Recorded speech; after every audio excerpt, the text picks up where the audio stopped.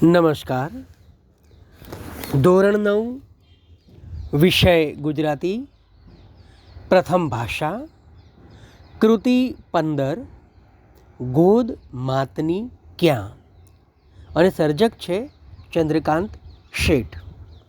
મિત્રો, આ જે શીર્ષક છે ગોદ માતની ક્યાં, એમાં ક્યાં શબ્દ જે છે એ કંઈ સ્થળ બતાવતો નથી કે ભાઈ કઈ જગ્યાએ, ઉપર, નીચે, આજુબાજુ, અમદાવાદ, વડોદરા, સુરત, ભુજ, આવું કોઈ સ્થળવાચક વિશેષણ તરીકે નથી આવતું.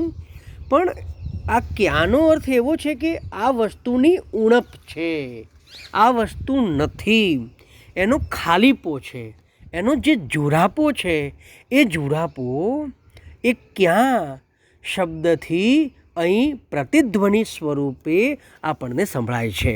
એટલે કહેવાનો મતલબ એટલો કે આ બધું જ હોય પણ આ નથી, જે નથી એનો વસવસો અહીં ક્યાં શબ્દથી આપણને સમજાય છે.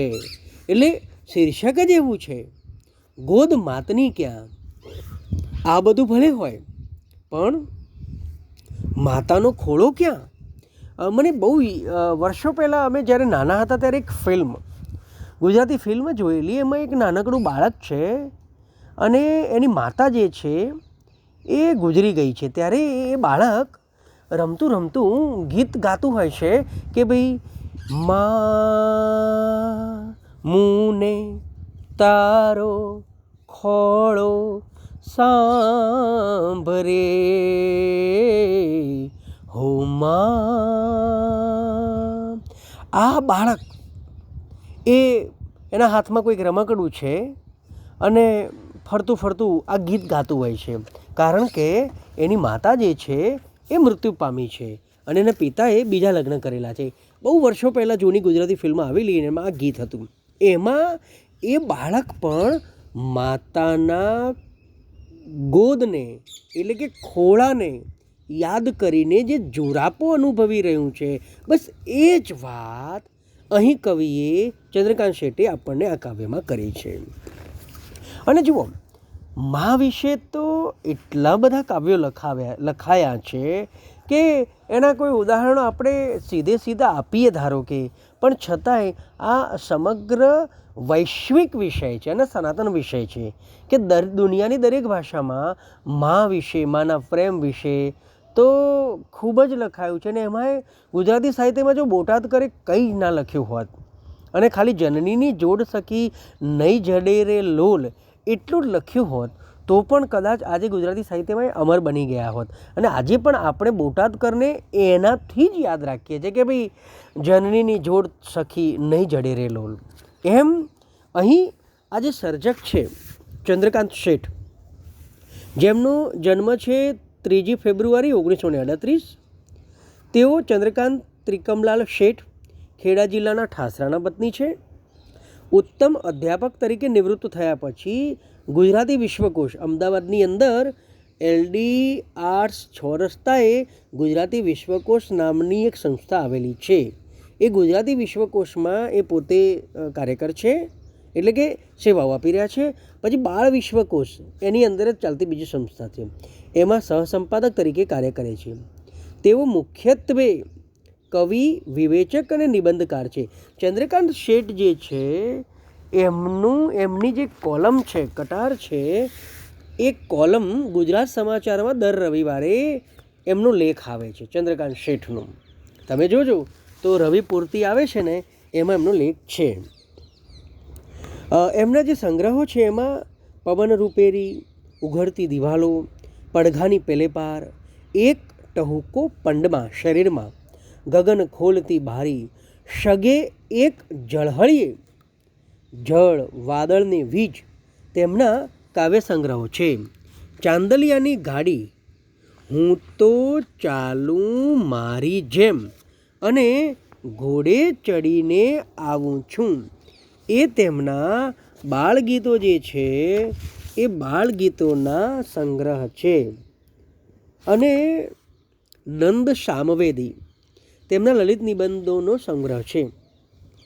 ધૂળમાની પગલીઓ એ એમની સ્મરણ કથા, એટલે કે એમના જીવનની વાતો એમણે એમાં કરી છે. તેમને રણજીતરામ સુવર્ણચંદ્રક તથા સાહિત્ય અકાદમી દિલ્હીના એવોર્ડથી સન્માનિત કરવામાં આવ્યા છે. હવે જે આ જે કૃતિ છે એ કૃતિનો સાર, આમ તો આ કૃતિ તો મમળાવવાની છે, ચરવિત ચરવણાનો વિષય છે. તો શું કહે છે કે ભાઈ આ દુનિયામાં માની મમતાથી ઉપર બીજું કશું છે જ નહીં. અને એ જે છે માની મમતા કેટલી શ્રેષ્ઠ છે એવો ભાવ આ કાવ્યના કેન્દ્રમાં છે. એટલે કે આ દુનિયાની અંદર જે જુદા જુદા પ્રાકૃતિક રૂપો છે, દુનિયાવી એટલે કે આમ સીધી રીતે સરળ રીતે ના મળી શકે તેવા એ તત્વોની સાથે માતાના વાત્સલ્યની એક જુદી જુદી સ્થિતિનું નિરૂપણ કર્યું છે. એટલે શું કે ભાઈ બધું જ મળશે, પણ માની ગોદથી વિશેષ મૂલ્યવાન બીજું કશું જ નથી. એટલે માના સમગ્ર વ્યક્તિત્વમાંથી માત્ર ને માત્ર પ્રેમ એટલે કે વાત્સલ્ય અને કરુણા જ પ્રગટતી હોય છે. એ આકર્ષક લય પ્રાસ દ્વારા આ કાવ્યમાં એ ભાવને પ્રગટ કર્યો છે.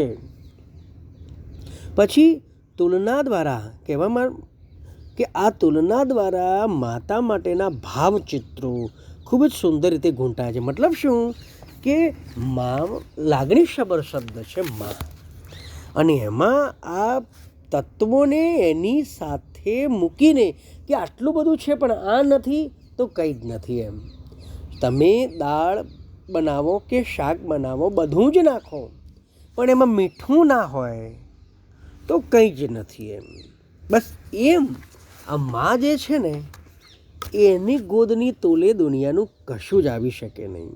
એટલે માના સમગ્ર સંવિદ તંત્રને, એના સમગ્ર સ્વરૂપને જુદા જુદા પ્રાકૃતિક સ્વરૂપો સાથે સરખાવ્યા છે. અને એમાં કીધું કે માની ગોદ હોય કે સોળ હોય, એની આંખો હોય, પાલવ હોય, ટવકો હોય, માની છાતી હોય, આ બધું જે છે ને એની તુલે તો આ જગતની બીજી વસ્તુઓ તો નું કોઈ વિસાત નથી. એટલે સર્જકે એમ કહ્યું છે કે ભાઈ તમે જુઓ આ ક્યાંનો જે પ્રશ્ન છે ને એમાં જુરાપો છે કે નથી. એમ આ બધું જ છે પણ પેલું નથી તો કંઈ જ નથી. એમ એટલે તો શું કહે છે સર્જક, શું કહે છે જો છત મળશે ને છત્તર મળશે, ગોદ માતની ક્યાં, શયન ખંડને શૈયા મળશે, સોળ માતની ક્યાં, રસ્તા મળશે રાહી મળશે, રાહત માની ક્યાં, ચાંદ સૂરજને તારા મળશે, આંખો માની ક્યાં, પલ્લવને પુષ્પો તો મળશે, પાલવ માનો ક્યાં, સુરતાલને સંગીત મળશે, ટહુકો માનો ક્યાં, હાજર હાથ હજાર હોય પણ છાતી માની ક્યાં, બારે ઉમટે મેહ હેતની હેલી માની ક્યાં, ભર્યા ઉનાળે પરબ સરીખી છાયા માની ક્યાં, ભર્યા શિયાળે હૂંફ આપતી માયા માની ક્યાં. એટલે સર્જક આ જ કહે છે કે ભાઈ છત મળશે ને છત્તર મળશે, તને છત મળશે, તને છત્તર મળશે. એનો અર્થ પણ એ જ છે, છત્તર એટલે છત્ર, છત્ર છાયા એ મળશે, પણ ગોદ માતને ક્યાં. આ તો બધું મળશે પણ માતાનો ખોળો તને ક્યાં મળશે, એના સમ બીજું કંઈ જ નથી. એટલે કહે છે કે ભાઈ છત મળશે ને છત્તર મળશે, પણ ગોદ માતની તો તને માતાની પાસે જ મળી રહેશે. પછી શું કહે છે જો શયનખંડ ને શૈયા મળશે. એટલે કે તને સૂવા માટેનો રૂમ મળશે, તને સરસ પથારી મળશે, પણ જ્યાં સુધી માની સોડ નહીં મળે ત્યાં સુધી બધું જ નકામું છે. એના તોલે તો કશું જ આવી શકે એમ નથી. એટલે કહે છે કે ભાઈ શયનખંડ અને શૈયા તો તને મળશે, પણ માતાની સોડ જે છે એ તને નહીં મળે. એટલે કહે છે કે ભાઈ શયનખંડને શૈયા મળશે, સોડ માતની ક્યાં. રસ્તા મળશે, રાહી મળશે, રાહત માની ક્યાં. શું કહે જો, રસ્તા મળશે, રાહી મળશે, રાહત માની ક્યાં. ચાંદ સૂરજને તારા મળશે, આંખો માની ક્યાં. તને રસ્તાએ મળશે, તને સાથે પ્રવાસ કરનારા પ્રવાસી રાહી પણ મળશે, પણ જે રાહત છે ને એ તો તને માત્ર ને માત્ર માતાની પાસેથી જ મળશે.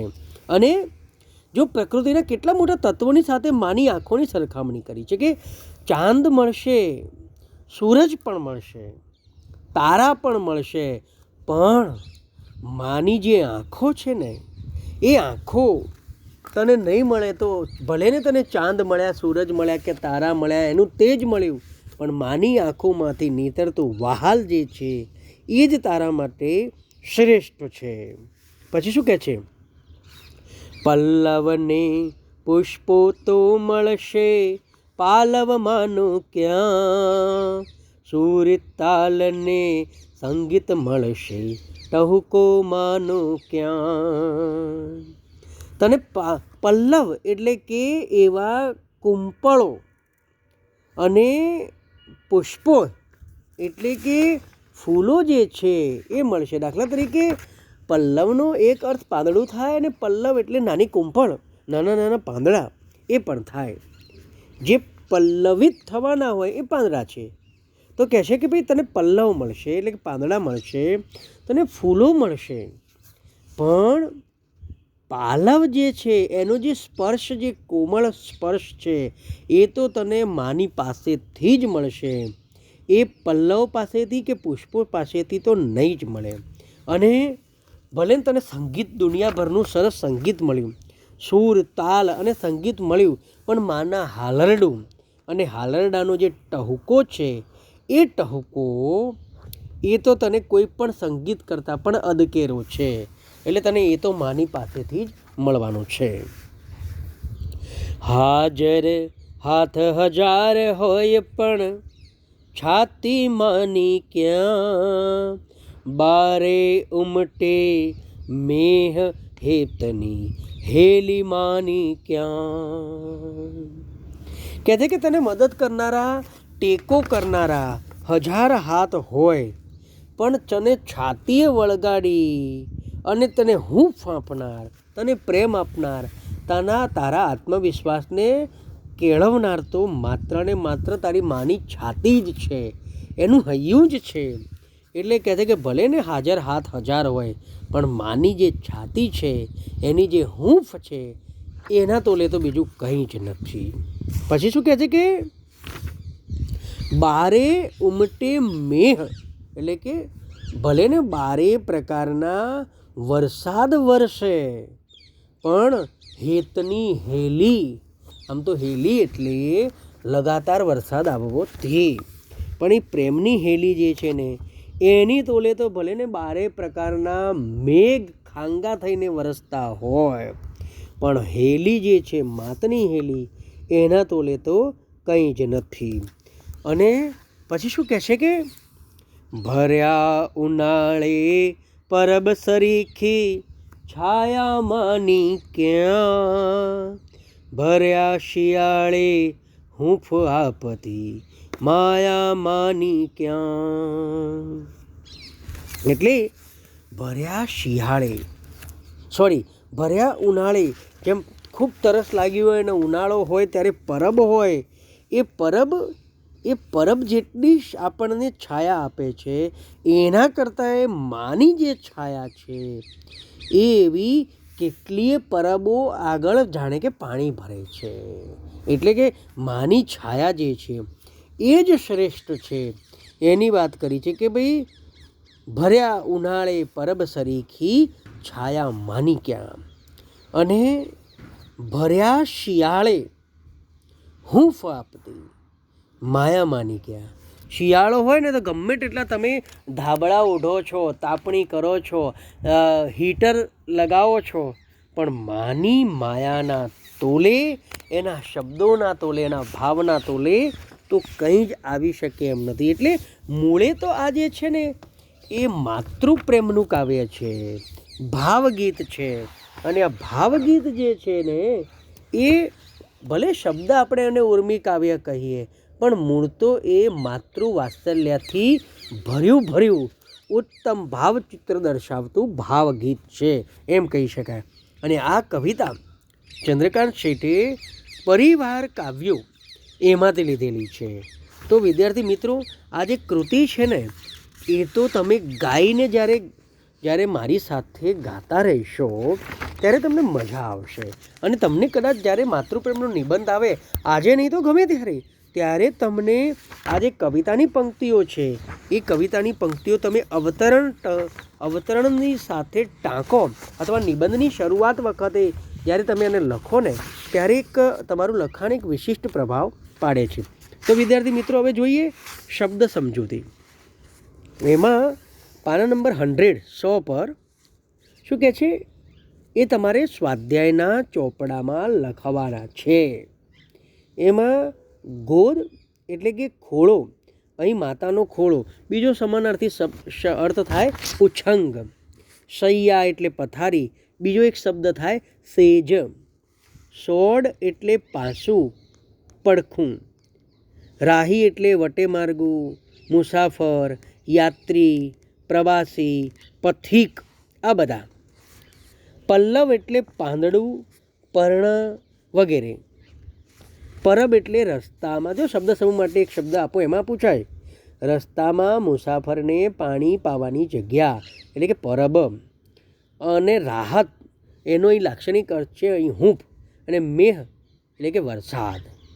એ તમારે તમારા ચોપડામાં આ સમાનાર્થી લખવાના છે. ભલે આ તમારા આ વખતના અભ્યાસક્રમમાં નથી, પણ તમારા નોલેજમાં છે ને ભણેલું કે લખેલું ક્યારેય અવર્થ જતું નથી. એ જ રીતે વિરોધાર્થીમાં હાજર, ગેરહાજર, હેત, ધિક્કાર. અને તમારે સ્વાધ્યાયના પ્રશ્નોમાં જુઓ, પ્રશ્ન નંબર 1, નીચે આપેલા વિકલ્પોમાંથી સાચો વિકલ્પ પસંદ કરી ખરાની નિશાની કરો. 1, માતાના ટહુકા પાસે કોની વિસાત નથી? તો કહેશે કે ભાઈ સૂરની, તાલની, સંગીતની કે ઉપરના ત્રણેયની. તો જવાબ છે ઉપરના ત્રણેયની. તો તમારે જવાબ એવી રીતે લખવો પડશે કે માતાના ટહુકા પાસે કોની વિસાત નથી? તો એ સૂર, બી તાલ, સી સંગીત, આ ત્રણેયની વિસાત નથી. એવી રીતે તમારે જવાબ લખવાનો. ખાલી ડાયરેક્ટ ડી નહીં લખી દેવાનું કે ઉપરના ત્રણેયની. હવે જુઓ બીજું, હાજર હાથ હજાર હોય, વાક્યનો અર્થ શું છે? વાક્યનો અર્થ એવો છે કે બધા જ મદદ કરવા તૈયાર હોય. કોઈ મદદ કરવા આવતું નથી? ના. 1000 હાથની વાત છે? ના. માયાની મમતા દેખાતી નથી? ના. બધા જ મદદ કરવા તૈયાર હોય, પણ માતાની વાત છે. માતા હોય એટલે બધું જ આવી ગયું. તો જવાબ છે ડી. પહેલાનો એ ડી, બીજાનો એ ડી. માતાની છાયાને કવિ કોની સાથે સરખાવે છે?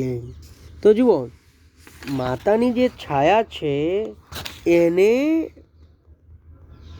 પહેલું જો ભર્યા ઉનાળાની પરબ સાથે સરખાવે છે. તો જવાબ છે સી, ભર્યા ઉનાળાની પરબ સાથે. હવે ચોથો જુઓ, કવિને શિયાળામાં હૂંફ કેવી રીતે મળે છે?